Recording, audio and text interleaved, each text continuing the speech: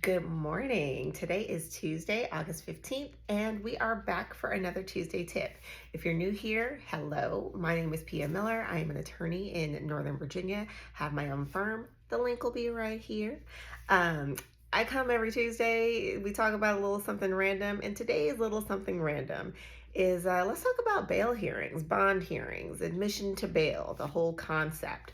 So Virginia Code Section 19.2-120 outlines the process for admitting someone to bail.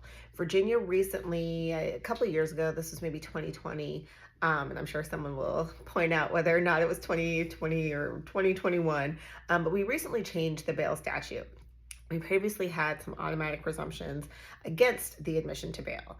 That has now been undone because cash bail is, of course, something that is very prohibitive. It is something that keeps people from being able to maintain their jobs, maintain their housing while they are pending trial.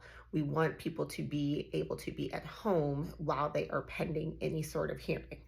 So, when we come in as your defense attorney, we're going to ask you a lot of information. We want to know about your work history, your personal life. Are you married? Do you have a family?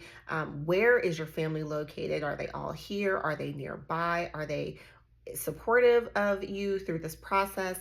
We want to know your prior criminal history, any interactions with the criminal justice system. All of these things get taken into account. There's other statutory factors that also get taken into account, such as whether or not a firearm was used in the offense, whether or not you may or may not have any perhaps ties to criminal enterprises, i.e., gangs. There's just a lot of statutory things. And so when we talk to you as defense attorneys and we ask you all of these questions, it's not because we're nosy, it's not because we're trying to dig into your business, it's because we're trying to get as much information as possible so that we can help to represent you as best as possible. All of that information gets presented to a judge. The prosecutor is going to say whatever they want to say about what may or may not have happened in the alleged incident, and then the judge will ultimately make a decision.